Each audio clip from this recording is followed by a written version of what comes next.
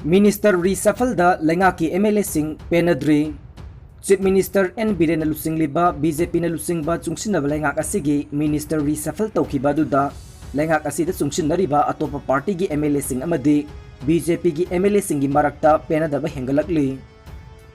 MLA sing punsin duna ngarang dagi kok chungsin na ba adu makata na sathari haina pawgi source aman hairi.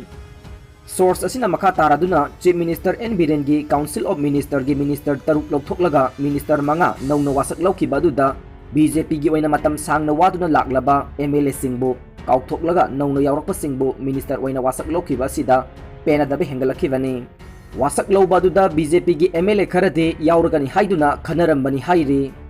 Amaromda NPP gi oina sungsina balengak asida Minister mari lerambadagi Minister ani lawthokiba asi NPP na lawkiba warep ki mayoktani. NPP gi oina party gi minister ama lawthorokpada amato oina minister mari magtokpa haibagi warep lawkhibani.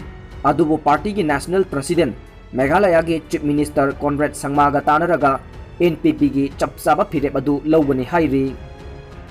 Finland gi airport ta huising sizinaduna coronavirus detect tawhalli. Sayol asigi manungda Helsinki Vantaa airport ta novel coronavirus khangdokpa ngamnaba huisingbu training tawduna passenger singbu manam namhallaga khangdoknaba hotnabagi thorang Finland da hokre hairi.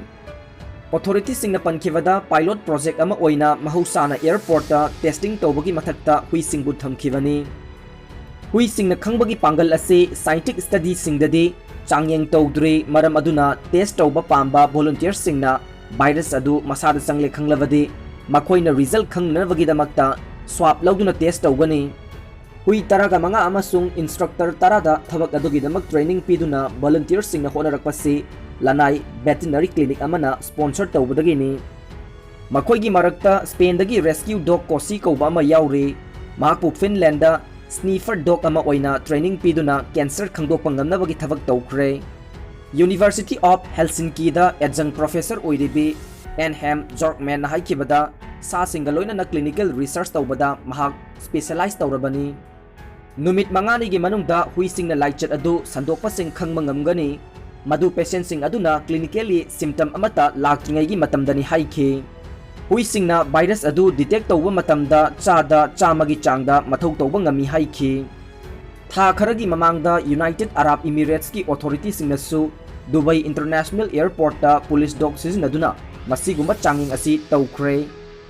Maduna tungda huising aduna custom dog sing na tawriba thabak aduga manana passenger singbu yangsinba ngamlagani haiki.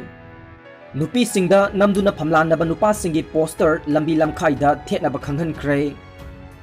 Uttar Pradesh ki Chief Minister Yogi Adityanath na state asigi manungda nupi da karan tawba amasung namduna phamlanaba nupa singi poster lambi lamkhaida changna thetnaba police department da khanghankre. Nupi gi mayokta chathaba crime sing thingnabagi pandamda paksana chathagadauba operation durajari gi saruk ama oina police department gi anti Romeo skiadana nupi gi mayokta chathaba hingsada chenaba myoi singi mathakta akan bathabak chathagadauri. Hiram asigi matangda state police department gi machun chatpa amana hai nupi gi mayokta chathaba myot minai thingnaba chathagadauri ba campaign asi Chief Minister Yogi Adityanath ki yathang matung inani. Chief Minister na Police Department da nupi singbu namduna phamlana bada chenaba mi singda legal gi oiba mateng piba mi singi maming khangdokpaga loinana makhoi gi maming matha phongdoknaba su sinare.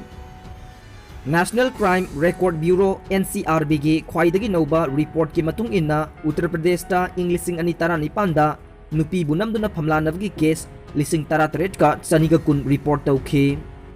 Madugi manungda phamlalaba matungda hatpa nifuga mathoi nauriba nupi macha singda padong bagi case lising amaga chahum yangkai humdoi yauna phamlana bagi case lising ahumga chamapan nifuga taruk phamlana ge laknaramba case chatruka humpu mathoi na chingba yauri.